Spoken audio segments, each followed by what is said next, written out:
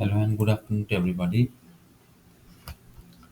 Today we are going to discuss about the various forms of business organization.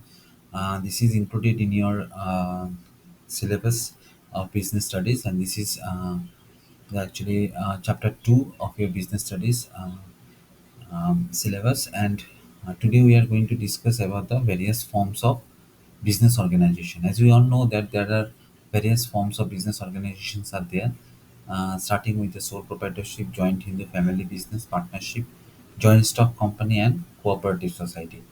In this video, we are going to discuss about the sole proprietorship and joint in the family business. And in the next few videos, we are going to complete point number 3, that is partnership, joint stock company, and cooperative societies.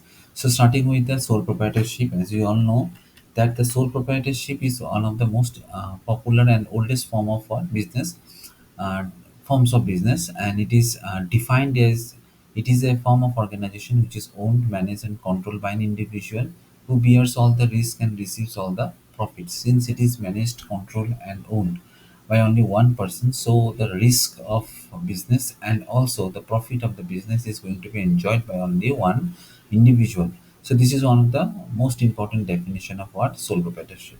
Then come the features of the sole proprietorship. The one of the most important and very common forms of feature of these forms of organization is that it is formation and closure. It can be established and closed without any legal formalities. So in this form of organization, we do not need any legal formalities. This business can be start without prior legal formalities. Number two is what?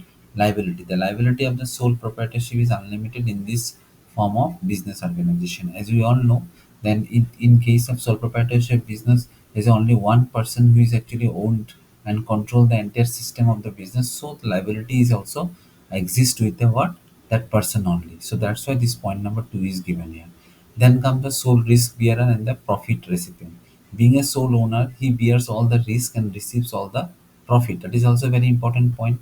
In case of sole proprietorship business, the person is bears all the risk and also receives all the profit of the business. This is point number 3. Then come control. All the decisions are taken and implemented in the organization by the owner. Since there is only one person who are actually the guardian of the entire organization, so he is going to be what? Take all the decisions and implement those decisions by single-handedly. He need not to consult with the others. So this is point number 4, and then point number 5 is that no separate entity, the owner and the business, are considered to be one in the eyes of a law. So in case of sole proprietorship business, the name of the businessman, the owner of the business, and and the name of the business are considered to be the same. You can say the owner and the business are the two sides of the same coin. And then point number 6 is that business can be continued till the owner wishes to. It is very obvious, because if I have a business and I want to continue this business for about 10 years, the business will be continued. But if I think that I'm going to stop the business after 2 years, that is also what? Fair enough, because the business is going to be what? Invested and controlled by myself only. So the decision making is also going to be lies with me only. Okay, so that's why this point number 6 is given here. Then come the merits and demerits. Quick decision making, because there is only one person who is control the entire system of the business, so there is every possibility of taking quick decision in case of what? Small sole proprietorship business. Confidentiality of information, that is very obvious, because you have nobody in your decision making, so there is every possibility that the secrecy can be what? Maintained. So that's why this point number 2 is given. Then come the direct incentives. All the profits are enjoyed by the owner, as there is no one to share the profit. That is very obvious, because I am the owner of the business. I have the full privilege to enjoy the profit of the business. So that's why this point number 3 is given. Then come the sense of accomplishment. Successful business provides satisfaction to the owner and sense of what? Achievement. Obviously, if I have a business and I got the success, and uh, the enjoyment of getting that success, or the satisfaction of getting those success level of success, is also going to be what? Enjoyed or filled by myself only. Then come the ease of formation and closure. No legal formalities for formation and the closure of business, which makes it easy to start and end the business. So there is no such legal formalities are needed if you want to form or if you want to close the sole proprietorship business. Then comes some limitations are there: limited resources, limited life of the business concern, unlimited liability, and limited managerial ability. So these are the various limitations of these forms of organization. Then come the joint in the family business, which is popularly known as joint in JHF also. So this is one of the oldest form of business type, and the definition states that it is a form of business which is owned, managed by the members of Hindu undivided family, with the possibility of three successive generation as member in the business. So these forms of organization are actually family-based organizations, and these are actually followed the guidelines of the Hindu Undivided Family Hindu Succession Act 1956. So here you can say that the family members are actually control the entire system of the business. So there are some features of these forms of organization also. Hindu undivided family is formed with at least two members of the family having ancestral property. It is governed by the Hindu and Succession Act 1956. Number two is that all the members of the family except Karta have the limited liability up to the share in the business property. So this is very important. This point number two: all the members of the family except Karta have the limited liability up to the share in the business property. Suppose I am the main boss of the organization. Then, in case of joint in the family business, that the boss is popularly known as the what Karta, and in case of liability, the except Karta, all the family members who are be the part of the business are enjoy the limited liability facility. But in case of Karta, that is what unlimited in nature.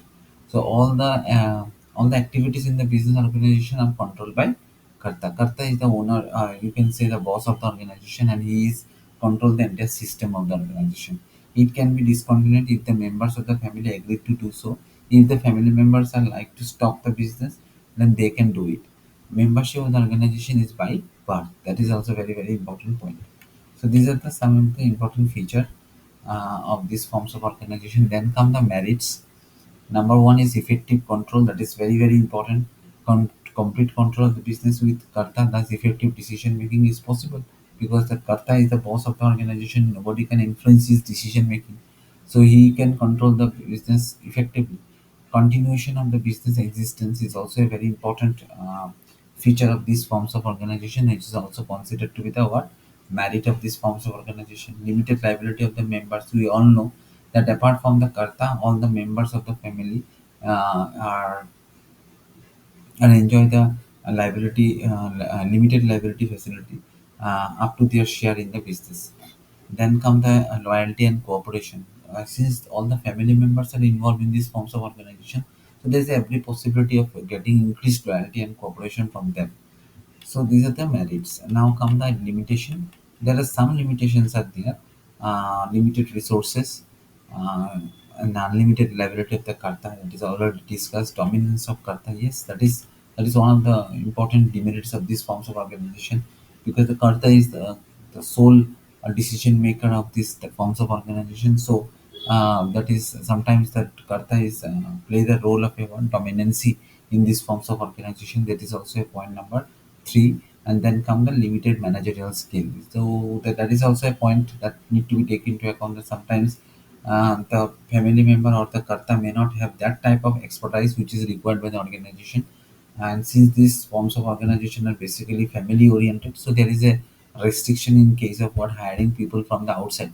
So it reduce the extension of getting wide extension of getting a highly skilled employees. So that is also one of the limitation of these forms of organization. So today we are going to discuss about these two forms of business forms, and in the subsequent videos we are going to discuss there are various other forms of what business organization, like partnership, joint stock company, and cooperative societies. I hope these videos are very much helpful for all of you.